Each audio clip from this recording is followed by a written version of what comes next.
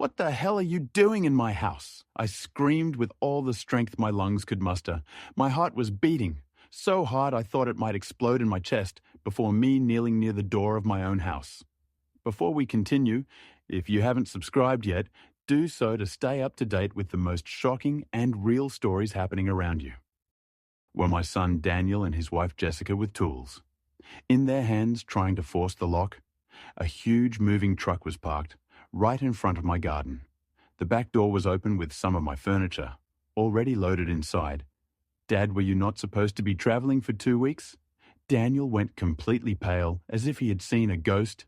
The tools fell from his hands with a metallic crash that echoed in the silence of that afternoon. "Dad, we were just—" Jessica stammered. Her eyes shifted nervously between the truck and me, looking desperately for some credible excuse. But let me tell you how I got to this moment. Let me tell you how a simple change of plans turned into the most painful revelation of my life. My name is Richard Miller. I am 67 years old, and I have been a widower for 5 years. My wife, Emily, was the love of my life for 42 years of marriage. When she passed away, I thought I would never feel that kind of deep, tearing pain again. I was wrong, because the pain I felt that afternoon, looking at my only son trying to rob me, was different. It was a betrayal that cut deeper than anything else. That morning had started like any other. I got up early at 6 years on the dot. As always, I made my coffee and checked my suitcase for the third time. I had planned this trip for months. My younger sister, who lives in Florida, had insisted I come visit her. "Richard, you need to get out of that house. You need to distract yourself. Do something different," she told me on the phone every week, and she was right. Since Emily died, I had barely left the house. This house we built together, where we raised Daniel, where we celebrated birthdays and Christmases, where we lived a whole life. Every corner held a memory. Every room told a story.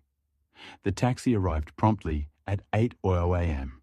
I took one last look at my house, locked the door, and put the keys in my pocket. Daniel knew I was going on a trip. We had talked about the trip 2 weeks earlier. He had even come to visit me the day before to say goodbye and wish me a good try. Now I understand that visit had a completely different purpose. The international airport in Chicago was crowded. As always, I checked in, went through security, and sat in the waiting room with my favorite book. My flight was scheduled for 11:00 a.m., but at 10:30, a voice announced over the speakers that our flight had been cancelled. Due to technical problems with the aircraft, they offered to reschedule it for the next day. But something inside me simply said, "Go home." I cannot explain exactly what it was. Maybe a father's intuition, maybe the instinct of a man who has lived long, enough to sense when something is not right. But I decided not to wait. I took my suitcase, left the airport and called another taxi to return home. The ride back took 40 minutes. I looked out the window, watching the familiar streets of my city pass by, thinking that maybe I could try to take the flight the next day, or maybe it was a sign that I should not travel at all. Emily always said I was very superstitious, but she also believed in signs from destiny. When the taxi turned onto my street, something immediately caught my attention. There was a large truck parked right in front of my house. It was one of those moving trucks you rent by the day. My first reaction was to think that maybe a neighbor was moving, but as I got closer, my stomach turned. The truck was parked exactly in front of my driveway, and the back door was open. I paid the driver and got out of the car with my suitcase. Feeling every step way heavier, my legs were trembling slightly. Something was terribly wrong. I could feel it in every fiber of my being. I walked slowly up the driveway, and that was when I saw them. My son Daniel, my only son. The boy I raised, the boy I fed, the boy I held when he had nightmares. He was kneeling in front of my door with a tool in his hand. And beside him, his wife Jessica, holding a screwdriver. Both were completely focused on forcing the lock of my house. For a second, my mind could not process what I was seeing. I simply stood there paralyzed, observing a scene that seemed taken from a nightmare. Behind them, Inside the truck, I could see some of my furniture. I recognized my old side table, the one I inherited from my father. I recognized the dining room chairs that Emily and I bought on our 10th anniversary. That was when I shouted, "What the hell are you doing in my house, Daniel?" Dropped the tools and stood up so fast he almost lost his balance. His face changed from shock to panic in a matter of seconds. Jessica froze with the screwdriver still in her hand, her mouth opening and closing, without making any sound. "Dad, were you not supposed to be traveling?" For 2 weeks, Daniel stammered, and I could see sweat forming on his forehead. Even though it was not hot, my flight was cancelled. I said, my voice trembling with a mixture of shock, disbelief, and rage that was beginning to boil inside me. But that does not answer my question. "What the hell are you doing, trying to break into my house, Dad?" "We just wanted to..." Jessica tried to speak, but the words got stuck in her throat. "Just wanted to..." What, my voice went up an octave. "Just wanted to break in and steal. Just wanted to take my things while I was away." I looked at the truck again more carefully. This time, it was not just my furniture. I could see boxes, bags, and objects wrapped in blankets. How long had they been planning this? How long had they been waiting for me to leave so they could empty my house? It is not what you think. Dad Daniel finally found his voice, although it sounded weak and pathetic. "Can we explain, then explain?"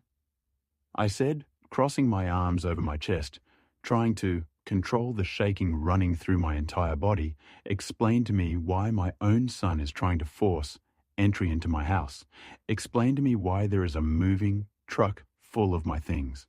Explain to me why I feel like my heart is breaking into 1,000 pieces in this very moment." Daniel looked at Jessica, and in that exchange of glances, I could see everything I needed to know. They had planned this. It was not an impulse. It was not a misunderstanding. It was a deliberate and calculated plan waiting for the perfect moment to execute. That let me explain. Daniel took a step toward me, but instinctively I stepped back. That gesture, that small movement of rejection, seemed to hurt him more than any word. "Things have been tough for us lately," he said. "Tough," I repeated, my voice loaded with disbelief. "And that gives you the right to rob me." "We are not robbing you." Jessica finally found her voice, although it sounded defensive, almost aggressive. "We are family. We thought you could help us." "Help?" I let out a bitter laugh that I did not even recognize as mine. "Help by emptying my..." With that single word, I felt like the air had been sucked out of my lungs. "We have been here before, when you went to the store, when you visited Frank, when you went to your doctor appointments." I leaned against the side of the truck. I needed something to hold me up because my legs were threatening to give way. How many times, I asked. "I do not know, Dad." "Several times in the last 3 months. 3 months, for 3 months. I had been living in my house, feeling safe, feeling at home, while my own son came and went like a thief. All those times I felt something was out of place.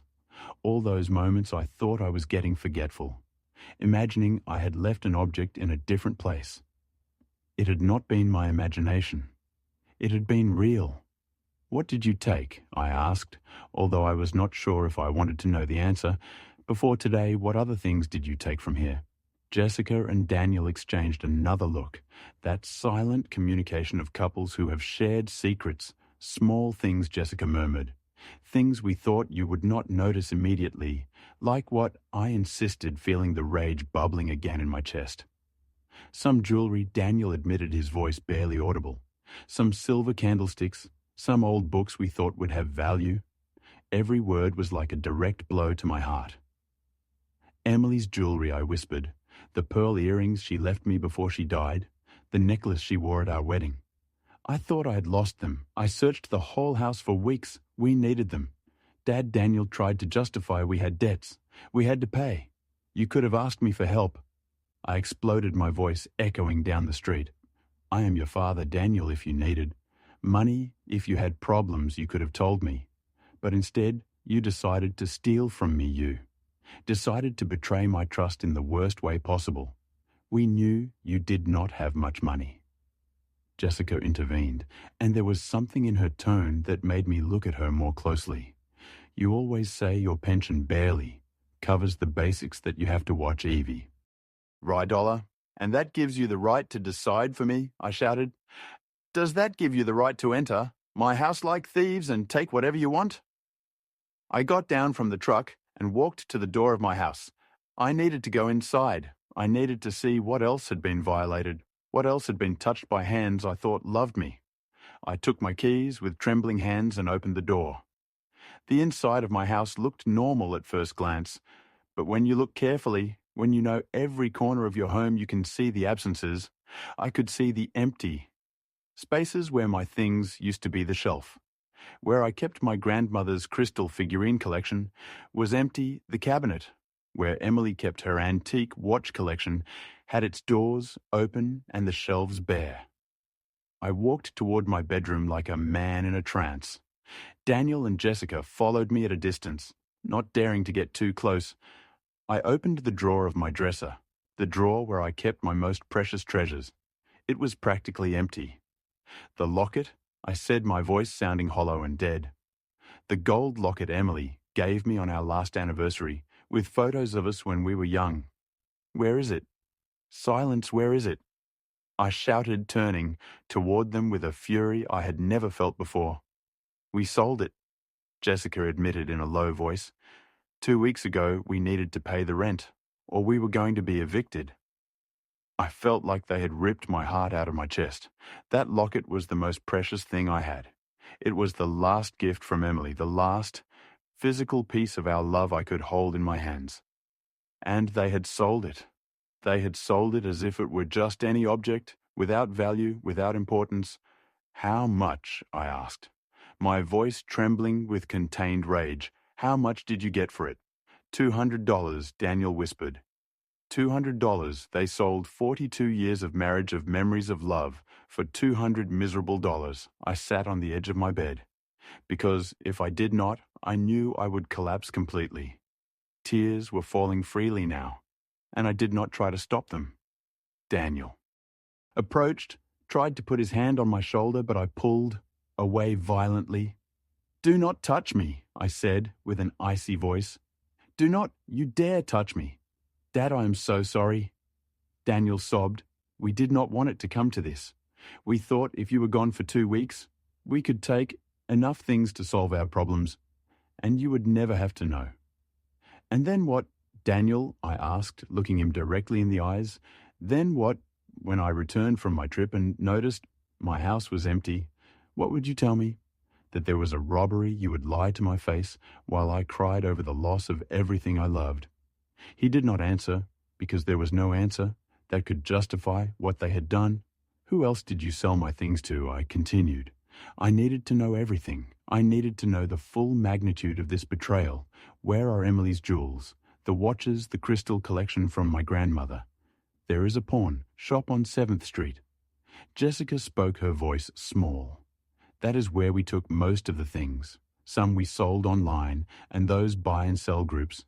And the money, I asked, on what? You spent the money you got selling my memories. We had debts. Daniel began to explain. The credit card was maxed out. We owed 3 months of rent. The car was about to be repossessed.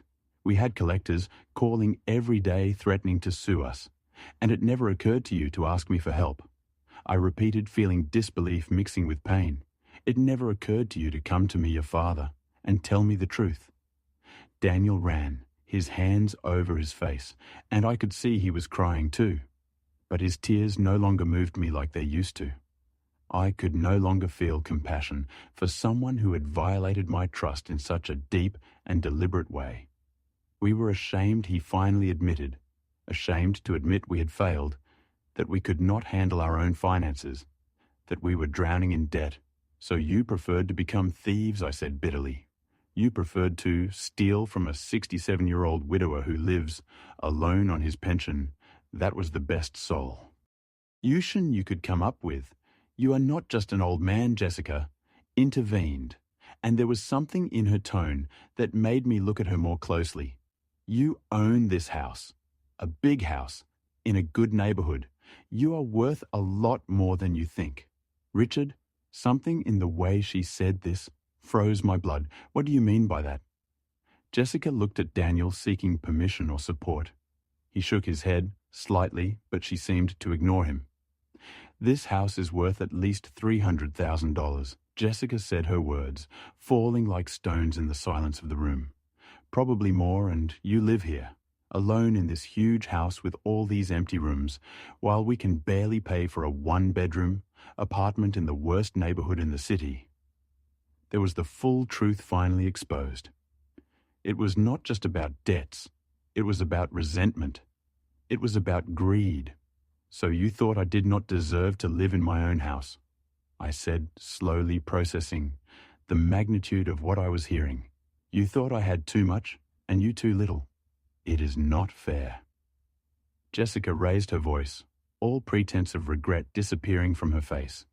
We work 60 hours a week, and we can barely survive while you sit here alone in this mansion. This is not a mansion, I replied with a trembling voice. It is the home Emily and I built, with 40 years of hard work. It is the house we paid, for with every dollar we earned, sacrificing vacations, luxuries, everything you can imagine. This house is full of memories of a lifetime. Memories do not pay the bills. Jessica replied coldly. Jessica, shut up. Daniel finally exploded. Shut your mouth for once. But it was already too late. She had already said too much.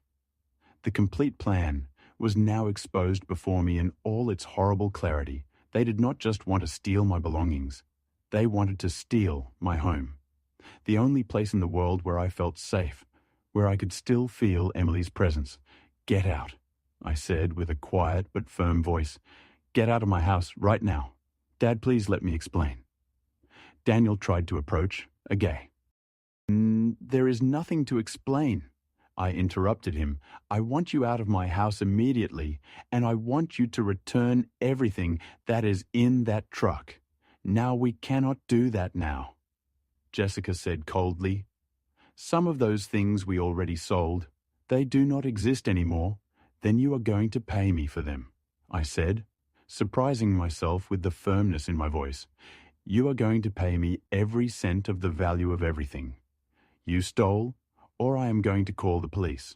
You are going to call the police on your own son. Jessica laughed. Do not be ridiculous. You are too weak to do that. Test me. I looked her directly in the eyes, and something in my expression must have scared her, because she took a step back. Dad, please. Daniel was sobbing openly. We do not want it to end like this. We are family. Family does not steal from each other, I replied, feeling every word tear me apart inside. Family does not conspire to take everything from one of their own. What you did is not what family does. It is what strangers do, what criminals do. I took my cell phone out of my pocket. With shaking hands, Daniel saw the gesture and went even paler. Who are you going to call? He asked with a fearful voice. First I am going to call Frank, I said, referring to my neighbor and best friend. He is a witness. I need someone else to be here and see what you have done. Then I am going to call a locksmith, because I am going to change all the locks in this house today, and then I am going to call my lawyer. Dad, you cannot do this, Daniel pleaded. You are going to ruin us if you call the police. I will have a record. I will not be able to get a job. You are going to destroy us. You destroyed yourselves, I replied, dialing Frank's number. I did nothing except be foolish, enough to trust my own son. The phone rang twice before Frank answered. Richard, I thought you would be on the plane. Frank, I need you to come to my house immediately, I said, my voice breaking slightly. Something has happened. I need a witness. I am on my way, he replied, without asking cue. Questions, and I could hear the sound of a door closing on the other end of the line. Frank lived 3 houses down. He would be here in minutes. I hung up the phone and looked at Daniel and Jessica. You have 2 options. You can stay here and wait for Frank to arrive, and then we call the police together. Or you can start returning everything that is in that truck right now.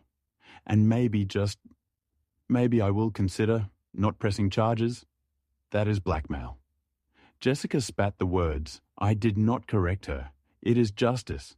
It is giving you a chance you do not deserve. A chance I never had when you decided to turn my home into your personal store. Daniel looked at the truck parked outside, then looked at me, and finally looked at Jessica. I could see the conflict on his face, the internal battle between the son he once was and the man he had become. Okay, Daniel finally conceded, his voice barely a defeated whisper. We will return everything. What Jessica looked at him with disbelief. Daniel, you cannot be serious enough, Jessica. Daniel ran his hands over his face, looking exhausted and defeated. This has gone too far, much further than it should have gone. I cannot believe you are giving up like this. Jessica looked at him with contempt. I knew you were weak, but this I am not weak. Daniel interrupted her, his voice taking a tone I had never heard before. I am a thief. I am someone who betrayed his own father. That is not being strong, Jessica. That is being a coward. For the first time since I arrived, I saw some genuine regret in my son's eyes. But it was too late. The damage was done, the trust was broken, and I was not sure if it could ever be repaired. Start taking things out of the truck, I ordered, crossing my arms every last object. Daniel nodded and walked out of the house. Jessica followed, him, but not without giving me a look. Full of pure resentment, I stayed in my bedroom staring at the empty drawer where my most precious treasures used to be, feeling a void in my chest that I knew no returned object could fill. Oh, I heard hurried footsteps outside, and then Frank's familiar voice, Richard, where are you here in my bedroom? I shouted. Frank appeared in the doorway, breathless from running.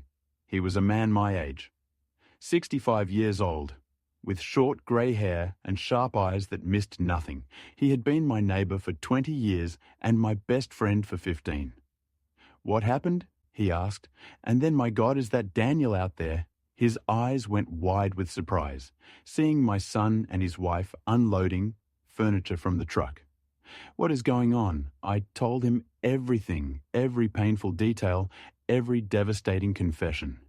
Frank listened in silence, his expression changing from surprise to disbelief, and finally to indignation. That ungrateful bastard, he growled when I finished.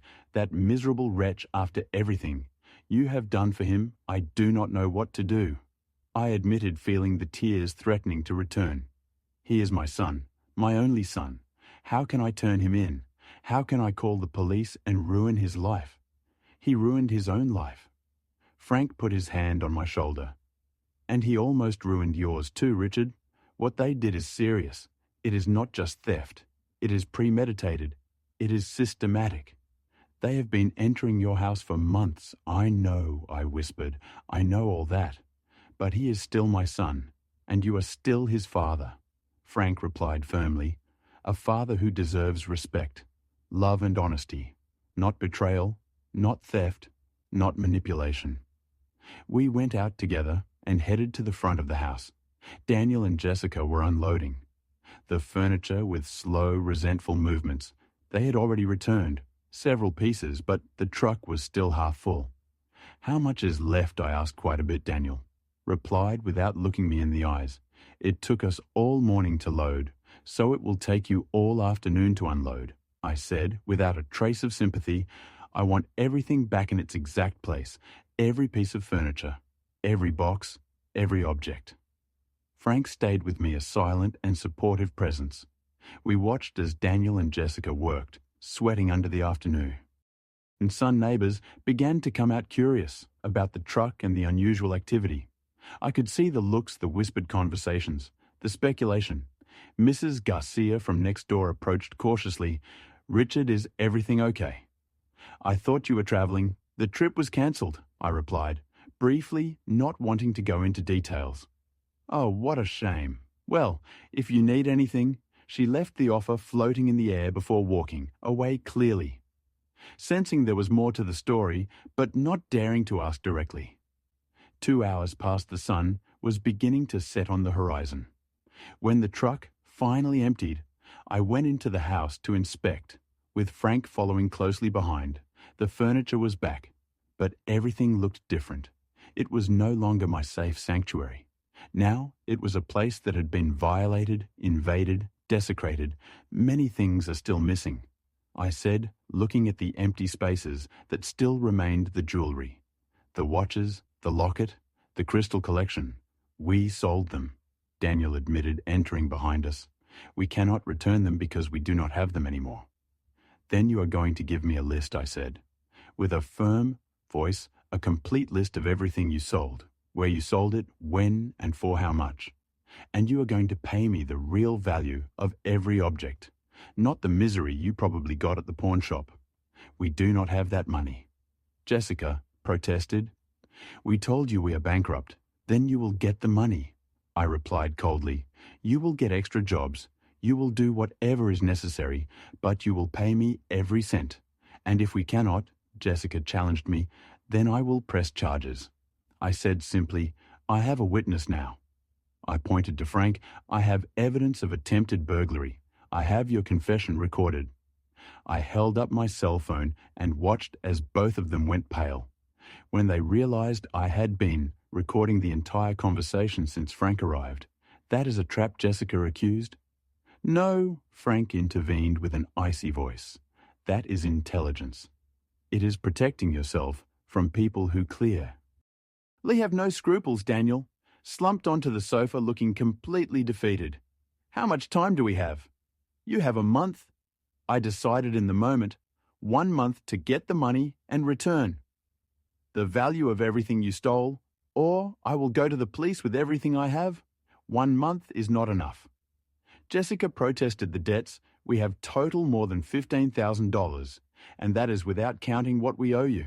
That is not my problem, I said, and every word hurt, because I knew I was closing a door possibly. Forever, you had 3 months to rob me. You have a month to compensate me. You are cruel. Jessica spat the words. I did not correct her. I am just, I replied, something you clearly do not understand. I took my phone again and dialed another number. This time, it was the locksmith John Smith, whom I had used before, when I lost my keys a few years ago. Hello, this is Richard Miller. I need to change all the locks in my house. All of them. Can you come today? It is urgent, the locksmith said. He could be there in an hour. I hung up and looked at Daniel and Jessica. You have an hour before the locksmith arrives, I said. After that, you will never be able to enter this house. Again, without my explicit permission. Dad, please. Daniel stood up, approaching me with hands outstretched in supplication. Do not do this. I am still your son. A son who robbed me, I replied, feeling my heart break with every word. A son who conspired to take my home from me. A son who sold my deceased wife's last gift for $200 miserable. I was desperate. Daniel sobbed. I did not know what else to do. You could have asked me for help, I repeated for the umpteenth time. Could you have come to me with the truth? Yes, I do not have much money, but I would have sold some things myself. I would have gotten a loan. I would have done something, but you took that option away from me. You took away my right to decide about my own life, about my own belongings. I am sorry. Dad. Daniel was weeping openly now. I am so sorry. I do not know what I was thinking. You were thinking about yourself, I said with sadness. Only about yourself. Frank took me gently by the arm. Richard, why do you not sit down? You have had a terrible day. I sat down, suddenly feeling exhausted, all the weight of the day, of the shock of the betrayal. It fell on me like a giant wave. I sat on my favorite sofa, the one Emily and I had bought together so many years ago, and closed my eyes. I heard Frank talking to Daniel and Jessica in a low but firm voice, making it clear he would stay there until they left. I heard the sound of traffic outside, the birds singing in the garden trees, all those everyday sounds that suddenly seemed to belong to another life, to another world, where my son was not a thief. When I opened my eyes, the locksmith had already arrived. He was a middle-aged man named John, who had worked on my house before. He greeted me with a kind smile that faded when he saw my expression and the tense atmosphere in the room. "Mr. Richard, you said it was urgent," he commented, looking cautiously at Daniel and Jessica, who were sitting in silence on the other side of the room. "Yes, I need you to change all the locks," I confirmed, getting up with effort. "The front door, the back door, the garage door. All of them." "All of them?" John asked, surprised. "That will cost around $400 with labor." "It does not matter," I said. Without hesitating, "Do it." I saw Daniel flinch at the mention of money. $400 I would have to spend, because I could no longer trust my own son. $400 to feel safe in my own home. John started working on the front door. The sound of his tools filled the uncomfortable silence that had settled in the house. Frank made coffee in the kitchen without asking permission and brought me a cup with 2 teaspoons of sugar. Exactly how I liked it. "Drink," he ordered gently. "You have had a tremendous shock." I took the cup with shaking hands and drank. The hot liquid comforted me a little, although nothing could really warm the cold I felt in my heart. Daniel approached again, moving with the caution of someone approaching a wounded animal. "Dad, about the power of attorney Jessica mentioned, I will revoke it tomorrow." I interrupted him before he could continue. "I will go to my lawyer and make sure you do not have any kind of legal authority over my affairs." "None, Dad, please," he tried to explain. "It was not my intention to misuse that. It was Jessica who suggested we could. Do not blame your wife." I cut him off again. "You made the decision. You entered my house. You took my things. You sold your mother's locket. Those were your decisions, Daniel, yours. But she pressured me." He insisted. "She said you were selfish, that you had too much while we suffered. She convinced me we were doing the right thing." "And you believed her?" I asked with disbelief. "Did you really believe stealing from your widowed father was the right thing?" Daniel did not answer, but his silence was answer enough. Jessica stood up abruptly. "I am not going to stay here listening to how I get blamed for everything. Daniel is an adult. He made his own decisions. You are right." I agreed, surprising her. "He is an adult who made terrible decisions, but you encouraged him. You manipulated him. You pushed him to betray his own father." "I did not manipulate him," Jessica protested. "I only opened his eyes to reality. The reality that his father lives like a king while his son can barely pay rent. Like a king." I repeated, feeling the rage bubbling again in my chest, living like a king. "I cook my own meals because I cannot afford to eat out. I wear the same clothes for years because I cannot buy new ones. I clip coupons and wait for sales to buy groceries. Is that living like a king?" "You have a $300,000 house," Jessica replied. "A house I paid for over 30 years with the sweat of my brow and my wife's," I replied with a trembling voice. "A house I do not plan to sell or mortgage, because it is the only thing I have left of my life with Emily. It is my home, my sanctuary, my refuge. It is a wasted investment," Jessica said coldly. "For you? Maybe," I said. "For me, So my life," John finished, with the first lock and started on the back door. Every sound of his work was like a nail in the coffin. Every new lock was another barrier between us. "What happens now?" Daniel asked with a small voice. "Are you simply going to cut us out of your life?" "I do not know." I admitted honestly, I need time. I need space. I need to process all of this. Time until when he insisted a week, a month, a year. "I do not know, Daniel." I repeated, feeling the weariness down to my bones. "I do not have the answers right now. I just know I cannot look at you without feeling this betrayal, eating me up inside. We are your family," he said desperately, "and you treated me worse than a stranger." I replied, "You treated me like a target, like a source of easy money, not like a father, not like a person." Frank reappeared with more coffee. This time, he also brought me water. "Richard, do you want them to leave? I can ask them to wait." Outside, while the locksmith finishes, I looked at Daniel and Jessica. My son looked destroyed, with red and swollen eyes from crying so much. Jessica looked resentful but defeated, knowing she had lost this battle. Part of me wanted to kick them out immediately, never see them again. But another part, the part that was still a father, despite everything, wanted to hug him and tell him everything would be okay. But I could not do that. Not yet, maybe never. They can stay until the locksmith finishes. I decided, but afterwards, I want them to leave and not come back. Without calling. First, if you show up here unannounced, I will call the police. You would call the police on your own son, Daniel asked with disbelief.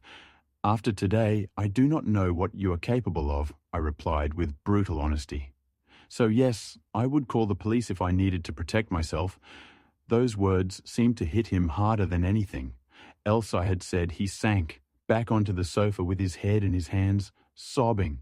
Silently, John worked for another hour. He changed 3 locks in total and gave me a complete set of new keys. He also offered to install additional security locks, but I declined. I had already spent enough money for today, Mr. Richard. If you need to change the locks again or have any security problem, do not hesitate to call me. John said, as he finished packing his tools, he gave me his card and a compassionate look that suggested he had understood more of the situation than I would have liked. I paid him in cash money I had saved for emergencies. I never imagined an emergency would be protecting myself from my own son. After John left, I turned to Daniel and Jessica. It is time for you to go, Daniel. Stood up slowly, like a man walking toward his execution. Dad, can I at least give you a hug? Can I at least say goodbye properly? I looked at my son, the child I had raised, the baby I had held in my arms, the teenager I had helped with homework, the young man I had watched marry with hope and love. And I felt nothing, a void where unconditional love used to be. No, I said simply, right now, I cannot bear for you to touch me. I saw the pain in his eyes, and a small, cruel part of me rejoiced. I wanted him to feel even a fraction of the pain I was feeling. I understand, Daniel whispered. Dad, I am so sorry for all of this. I know these words mean nothing now, but I say them anyway. You are right, I said with a hollow voice. They mean nothing. Jessica said nothing. She simply took her purse and walked toward the door. Daniel followed her after one last look toward me, a look full of regret and desperation. Remember, I said, before they left, you have 1 month, to get the money and return what you stole. Otherwise, I go to the police with everything. We will get it, Daniel promised, although his voice lacked conviction, and then they left.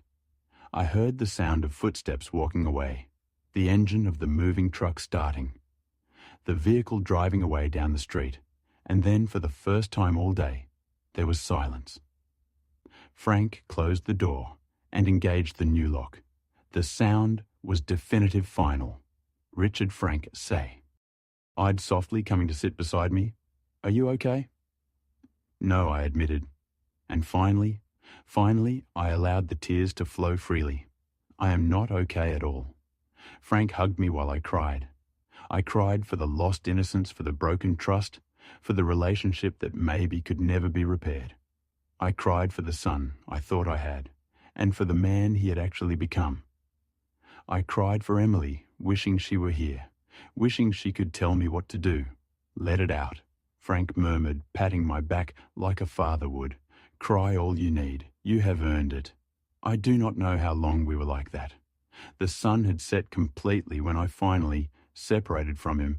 My eyes were swollen and my throat was sore from sobbing. Thank you, I whispered, drinking the water slowly. Thank you for being here. I do not know what I would have done without you. You do not have to thank me, Frank replied firmly. That is what friends do. Real friends. That word real echoed in my mind. True friends. True family. What did those words really mean? I had thought family was sacred, that blood was thicker than water, that a son would always be a son, but today had taught me that family could betray you as deeply as any stranger, maybe more deeply because you trusted them in a way You would never trust anyone else. You need to eat something, Frank said. Getting up from the sofa, I bet you have not eaten anything all day. He was right. My last meal had been breakfast that morning a whole lifetime ago. But the idea of eating turned my stomach. I am not hungry, I protested weakly. I do not care. Frank was already in the kitchen, opening the refrigerator. You are going to eat, even if I have to shove it in your mouth myself. You have had a tremendous shock, and you need to keep up your strength. He made a simple sandwich for me and heated up some soup he found in the pantry. He forced me to eat while he sat across from me, watching me like a hawk. Every bite was hard to swallow. But I did it because I knew he was right. I needed to keep my strength for what was coming next. XT, what is the plan now? Frank asked when I finished eating. Tomorrow I am going to see my lawyer. I said, having thought about this for the last few minutes, I need to revoke that power of attorney immediately. Then I need to make a complete inventory of everything that was stolen and estimate the real value. Can I help you with that? Frank offered. I have a good memory for details. I remember many of the things you had. Thank you, I said, feeling a wave of gratitude for this man who had shown up without asking questions, who had stayed by my side throughout this horrible day. I also need to decide if I am really going to press charges. If they cannot, pay me. Do you have doubts? Frank asked, surprised. It is my son, Frank. I sighed. I know what he did. I know he has no excuse, but he is still my son. How do I send my own son to jail? You would not be sending him, Frank replied gently but firmly. He sent himself with his actions. You are just protecting your rights, your property, your safety. I know that in my head I admitted. But my heart says, he is my baby, the child I raised, that I fed, that I took care of when he was sick. That child grew up. Richard, Frank said softly, and the man he became made decisions that have consequences you cannot. Protect him from the consequences of his own actions. Forever. Richard, sometimes, love means letting people face what they have done. His words made sense, but that did not make them easier to accept. Frank stayed with me until very late that night. We went through every room of the house together, taking notes on what had been returned and what was still missing. The list of lost items was devastating. Emily's jewelry valued at least $5,000, my antique watches, which had been appraised at $3,000 a few years ago, my grandmother's crystal collection, irreplaceable, but probably worth around $2,000, and the locket, my precious locket, which was priceless to me, but they had sold for a measly $200. They are looking at a debt of at least $15,000, Frank calculated, reviewing our notes, and that is being conservative with the estimates. Some of these things could be worth much more. They will never have that money. I said with certainty. They already said they have debts of $15,000. How are they going to get another $15,000 in a month? Then you go to the police, Frank said simply, as if it were the most obvious thing in the world. Then I go to the police. I repeated, testing the words in my mouth. They were strange, wrong. As if I was speaking in a foreign language. That night after Frank finally went home, I stayed awake for hours. The house seemed different. Every creak made me jump. Every shadow seemed threatening. This place that had been my sanctuary for decades now seemed like a violated and unsafe space. I got up and checked all the locks 3 times, then 4 times, then 5. I knew it was irrational, that the locks were new and safe, that Daniel and Jessica no longer had the keys, but I could not stop. The fear had settled in my bones in a way I could not shake. Finally, around 3 a.m., I fell asleep on the sofa with all the lights on, unable to bear the idea of sleeping in my bedroom, where much of the confrontation had taken place. I woke up with the sun coming through the windows, and my body aching from sleeping in an uncomfortable position. For a blessed moment, I did not remember anything. Then everything came back at once like a cold wave, and I had to breathe deeply several times not to start crying again. I forced myself to get up to make coffee, to follow a normal routine, although nothing was normal. I called my lawyer, Mr. Miller, as soon as he opened his office at 9 a.m., Mr. Richard Miller. "What a surprise," he said with his friendliest and most professional voice. "How can I help you?" "I need an urgent consultation," I said. Trying to keep my voice steady, "I need to revoke a power of attorney and possibly discuss filing criminal charges." There was a pause on the other end of the line. "Criminal charges, is everything okay?" "No," I admitted. "Nothing is okay, but I prefer." To discuss it in person. I can see you this afternoon at 2. "Does that work for you?" "Perfect," I agreed. "I will be there." I passed the next few hours preparing for the meeting. I organized all my notes. The recording of the confrontation with Daniel and Jessica. The photos I had taken of the moving truck and the objects being returned. Frank was right about being meticulous with documentation. If this was going to end with the police, I needed solid evidence at one source. I dressed in my best suit, one that Emily always said made me look powerful and elegant. I needed to feel powerful today. I needed to feel that I still had control over something in my life.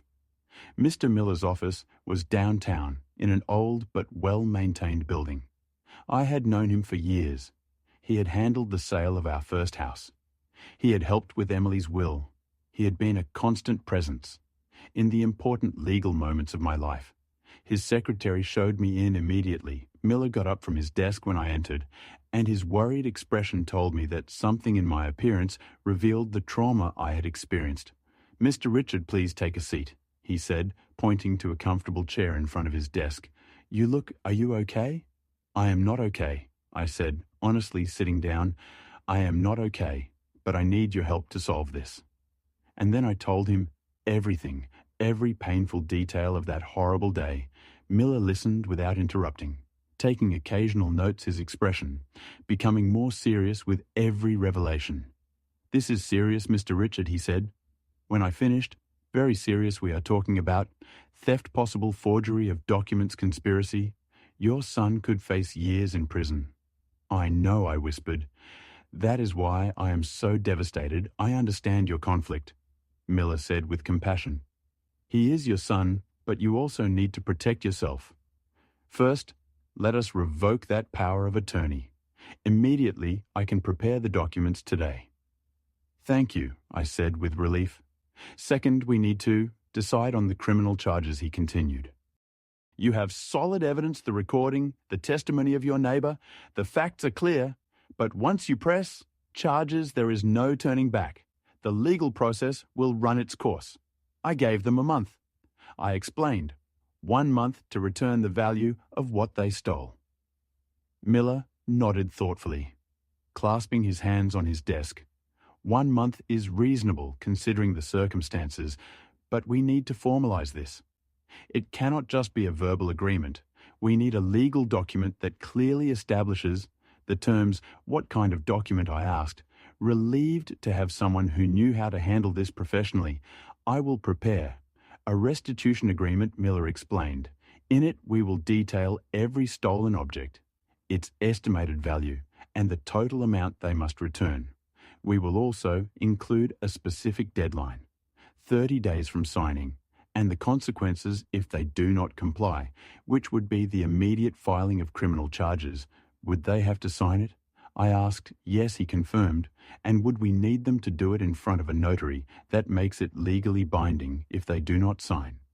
"Well, that in itself would be an admission that they know they did something wrong and are not willing to amend it. And if they sign but do not pay," my voice trembled slightly, "then you have a legal document proving they admitted to the theft and agreed to restitution." Miller said firmly, "That makes filing a complaint much simpler. Basically, they would be condemning themselves." I nodded slowly, processing everything. "How long will it take you to prepare this document?" "I can have it ready tomorrow morning," he replied. "I will also include a clause prohibiting any unsolicited contact with you or entry to your property without your explicit written consent. Basically, a civil restraining order." "Thank you, Gilberto," I said, feeling for the first time since yesterday that someone was on my side protecting me. I kept his name, Gilberto, in my head, but addressed him as Mr. Miller professionally. I do not know what I would do without your aid. Help, that is what I'm here for, he replied with a kind smile. Now, let us talk about the power of attorney. Do you have the original document? I took the document out of my bag. I had kept it in my safe at home, along with other important papers. Miller reviewed it carefully, frowning as he read. This power is quite broad. He commented with concern, more than it should be for a temporary post-surgery power who drafted this. A lawyer, Daniel recommended I admitted, feeling a new weight in my stomach.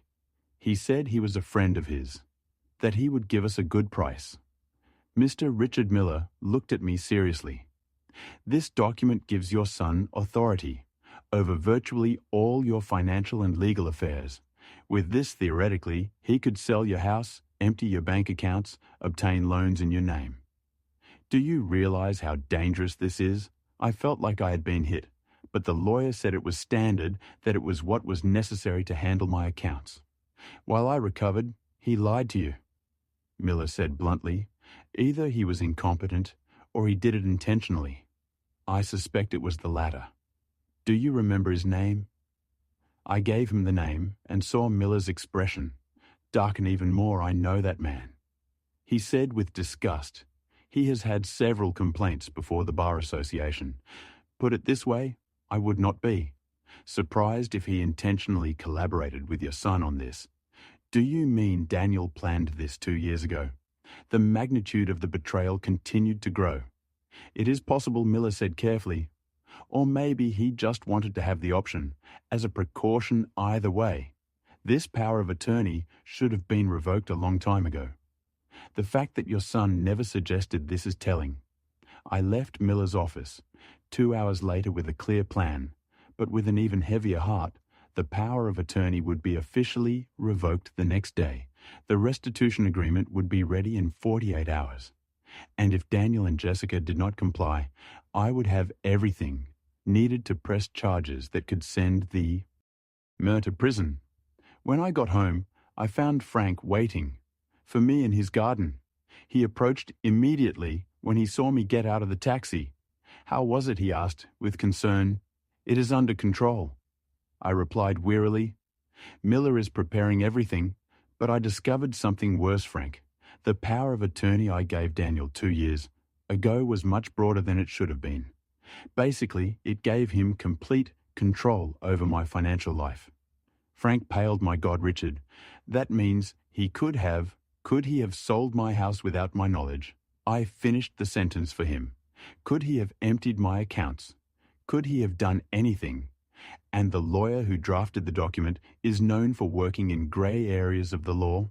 Then Daniel planned this 2 years ago. Frank said what we were both thinking, or at least he made sure he had the necessary tools. When the time came, I nodded. That night, I slept poorly again.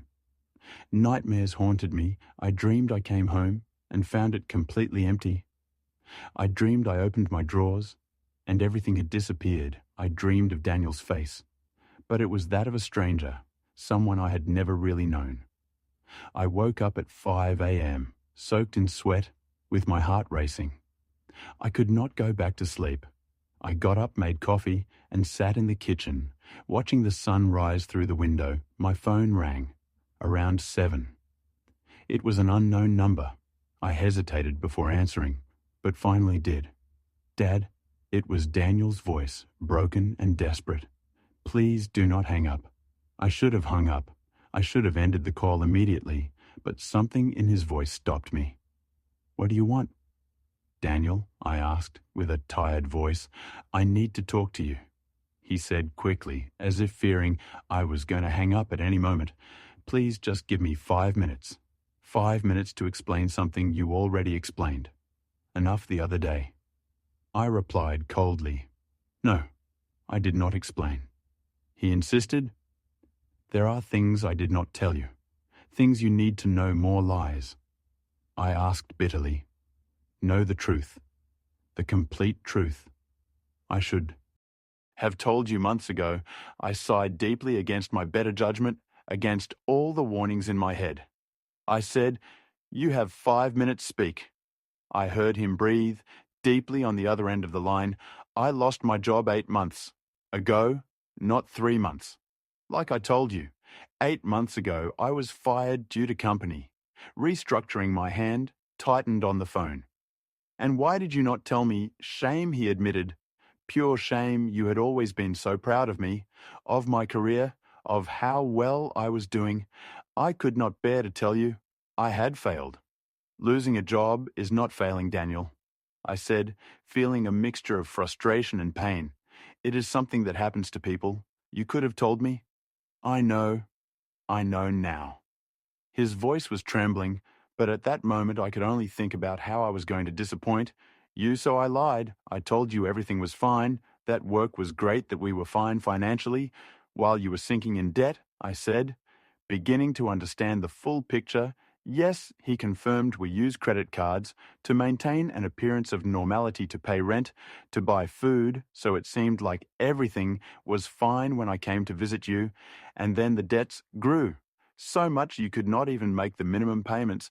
And that was when Jessica started talking. About, you said, Daniel, about how you lived alone in that big house, about how you had all those old things that were worth money. At first, I ignored it. But the debts kept growing. Collectors would not stop calling. We were about to be evicted. And then you decided your father was the easy solution. I finished for him. It was not like that. He protested weakly, or maybe it was, I do not know anymore, Dad.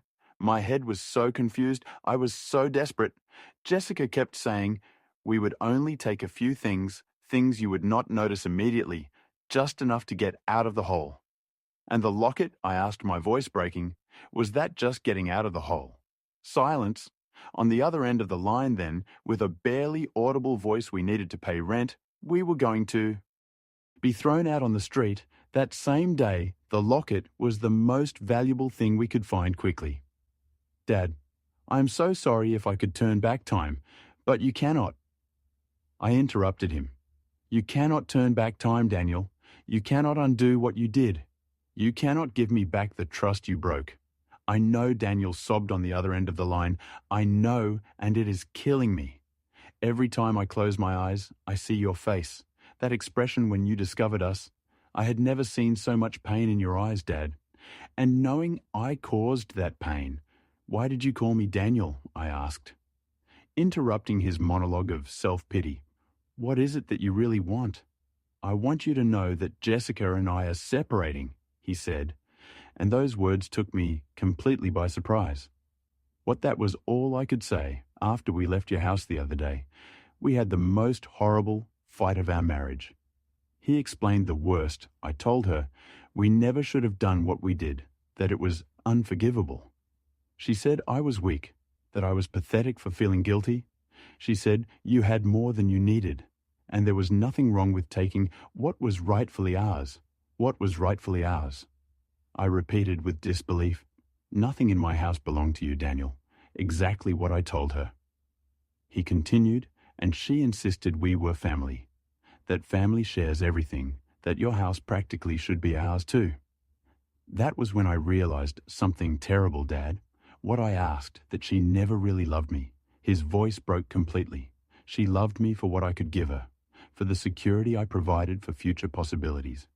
And when I lost my job and could no longer maintain that image, she started looking for other ways to get what she wanted, and I was stupid and desperate enough to play her game. I felt a strange mixture of emotions. Part of me wanted to console my son, to tell him everything would be okay. But another part, the part that was still bleeding from betrayal, remained cold and distant. That does not excuse what you did. I finally said, Sika may have suggested the idea, but you made the decision. You entered my house. You took my things. You sold your mother's locket. Those were your decisions. Daniel, you are right, he admitted. And I am going to make things right, Dad. I got a job yesterday.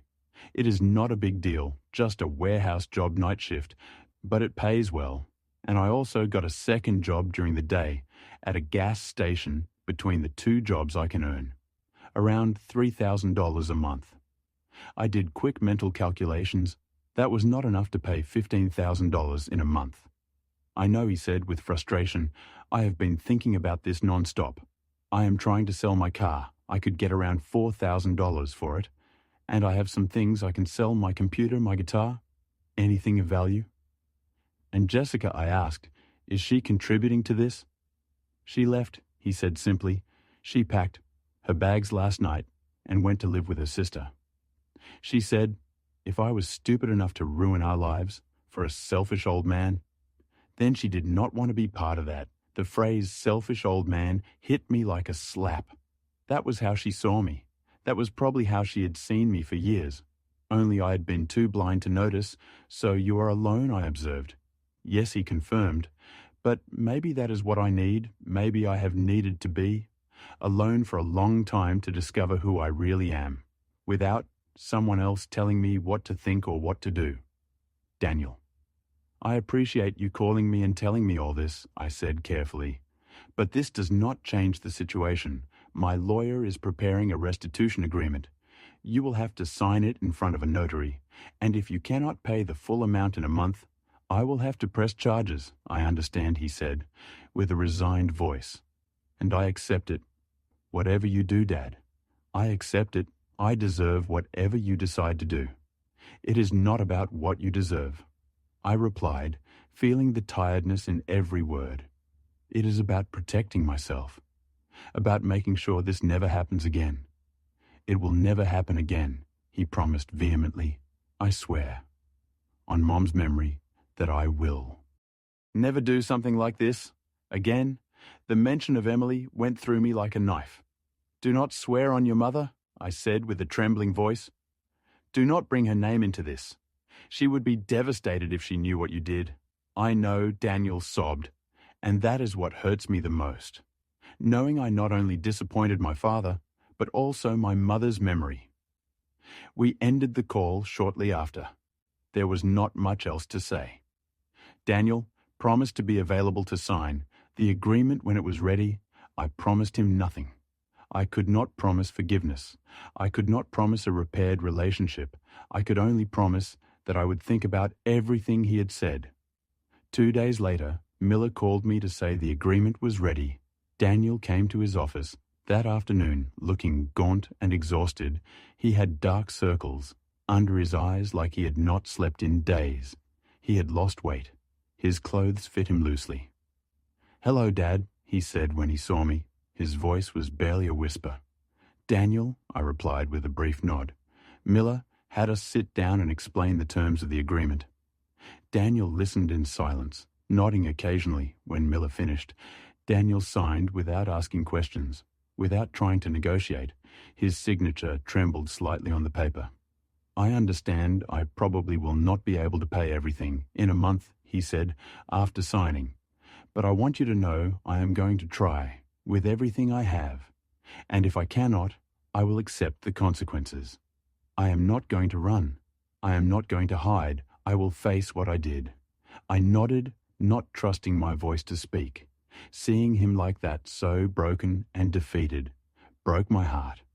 Despite everything, he was still my son. That part would never change, no matter what he had done. The following weeks were the hardest of my life. Every day I woke up feeling the weight of the decision I would have to make. Daniel called me weekly to report his progress. He had sold his car for $4,000. He had sold his computer, his guitar, his television, everything of value he had. D gotten a third job on weekends. He was working almost 80 hours a week, barely sleeping. "I have managed to gather $8,000, he informed me in the third week. "I know it is not enough, but I am trying. Dad, I promise you, I am trying." Frank came to visit me every day. He brought food, forced me to go for walks, kept me sane one afternoon while we drank tea in my living room. He asked me the question I had been avoiding. "What are you going to do when the month is up?" he asked directly. "I do not know." I admitted honestly, "I do not know Frank. I see how hard he is working. I see he is truly sorry, but that does not change what he did." "No, it does not change it," Frank agreed. "But you have to decide what is more important to you. Justice or family? Why can I not have both?" I asked with frustration. Maybe you can? Frank observed thoughtfully, but probably not in the way you expect. Justice does not always come from courts. Richard, sometimes it comes in other forms. His words gave me a lot to think about. I spent nights awake struggling with my conscience. I thought about Emily, about what she would advise me to do. She had always been softer than me, more forgiving. But she had also been firm with boundaries and consequences. 1 week before the deadline expired, Daniel appeared at my door. He had called first asking permission to visit me. When I opened the door, I almost did not recognize him. He had lost at least 30 pounds. His face was gaunt with deep lines of fatigue and stress. "Come in," I said. Making room for him, he entered cautiously like a scared animal. He sat on the edge of the sofa with his hands clasped between his knees. "I have $10,000, he said. Without preamble, "I know it is not enough. I am short 5,000. I tried everything, Dad. I worked until I thought I was going to pass out. I sold everything I owned. I even tried to get a loan. But without a steady job and with my credit history ruined, no bank would give me anything." "Daniel," I began. But he raised his hand. "Let me finish, please," he pleaded. "I know the agreements say. Whereas if I do not pay the full amount, you will press charges, and I understand that I accept it. But before you do, I need to tell you something." "I am listening," I said softly. "These last 30 days have been the worst of my life," he began, his voice trembling.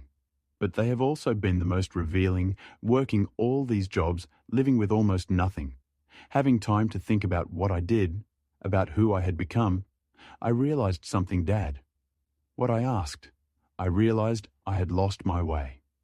A long time ago," he continued, tears running down his face. "Mom died, and I did not know how to handle it. Instead of talking to you, instead of processing my pain, I simply buried it. I focused on work, on pretending everything was fine, on being what I thought I should be. I felt my own throat closing. We had not really talked about Emily's death, not in the way we should have. We had both suffered in silence, each trying to protect the other. And then I met Jessica," he continued, and she was so sure of herself, so determined. She made me feel like I could be strong again. But what I was really doing was letting someone else make decisions for me, letting someone else tell me who I should be. "Daniel, we all make mistakes in relationships," I said softly. "That does not justify—" "I know," he interrupted me. "I am not trying to justify anything. I am just trying to explain how I got to the point where I thought stealing from my own father was an acceptable option. I had lost my moral compass. Dad, I had lost sight of who I really was." He wiped his tears with the back of his hand, a gesture so familiar from when he was a child that I felt a sharp pain in my chest. These 30 days working non-stop living, with almost nothing facing. What I did was like waking up from a nightmare, he said. And I realized something else. I realized what I regret. Most is not that you caught me. It is that I did this in the first place. It is that I betrayed everything. You taught me about honesty and integrity. "What do you expect me to do with this, Daniel?" I asked my voix. "See breaking, what do you expect me to say?" "Nothing," he replied. "Surprising me, I do not expect your forgiveness. I do not expect you to forget what I did. I just wanted you to know that these 30 days changed my life. They taught me who I never want to be again. And regardless of what you decide to do, whether to press charges or not, I am going to spend the rest of my life trying to be the man Dad would have wanted me to be." We sat in silence for a long moment. I could hear the wall clock, the same clock Emily and I had bought on our trip to Europe. Years ago, every TikTok seemed to mark the weight of the decision I had to make. "Do you still have the $10,000? I finally asked. Daniel nodded, pulling a thick envelope from his jacket.